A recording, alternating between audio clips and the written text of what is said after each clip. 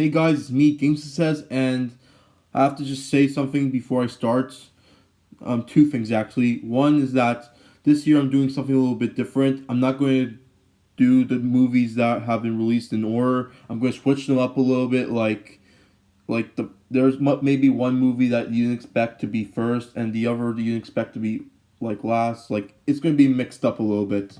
So yeah, that's the first thing. And second thing is that it's about the Copa thing, and like I'm going to try not to curse a lot in the Copa videos, but I can't promise that. I mean, if it's like a negative movie, I usually curse, but I am going to try my best.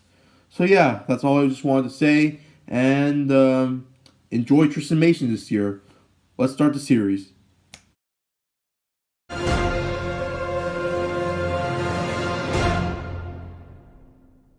Alright, now that we got that out of the way, let's start Tristanmation with How to Train Your Dragon 3, The Hidden World, the grand finale to the series.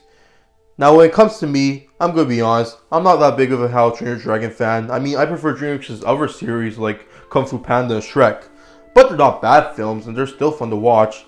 I mean, the first one was pretty good.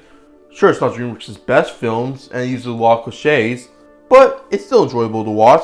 Same goes for the second one. I mean, it's not DreamWorks' best sequel or best films, but I still like it and I have a lot of fun watching it. However, what made me excited for the third one is that this is How to Train Your Dragon's final film. Not just for movies, but for the whole franchise, like TV series and other stuff. So, you know I have to watch the finale when the franchise is loved by millions. So, did they end it off with a bang, or did they leave it off in a bad note? Let's find out. So, Berk is getting full of dragons, but a threat comes named Gribble, who wants to capture all the dragons and kill Toothless. The chief, now being Hiccup, has to escort all of the Vikings and dragons out of Berk and find a new home. So, there is a problem with this film, and that is the writing. I find it to be really weak, the writing. I mean, they use a lot of plot elements from the first one or second one, like how Dragon Bloodfist, like it's pretty much like Gribble. Like he uses the light sphere to control Toothless, just like how Dragon Bloodfist had a dragon to control the dragons.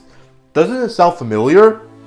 Also, speaking of Gribble, he's probably the weakest villain of the franchise. I mean, he's not a bad character, but he has no like revenge or anything. He has no development. He's just evil because, screw it, I want to kill the dragons.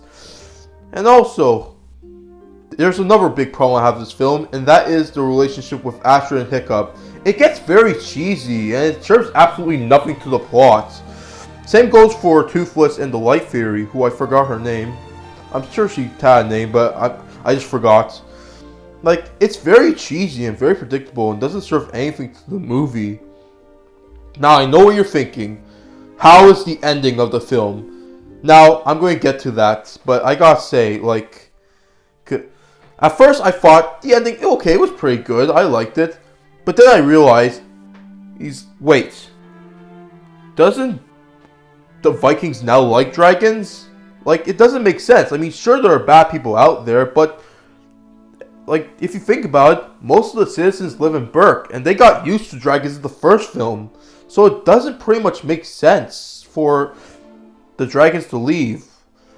I mean, why can't the Vikings just move to their universe they found? I mean, it doesn't really make sense if you think about it. Not to saying the ending is bad, it's just they could have done a lot more. But there are some good things. I mean, it's not a bad film. I still enjoyed it. Like, the animation is awesome, the soundtrack is amazing, and I did enjoy characters like Gobbler and Stoic, especially Stoic. And Gribble's not a bad villain. He's just one of the weakest villains of the series. So yeah, overall, How to Train Your Dragon is good.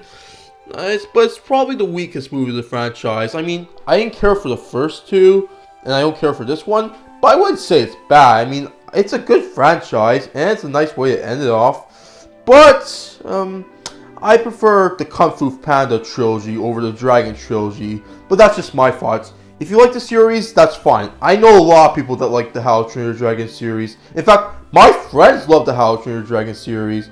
But for me, It's a good series, but I've seen better out there.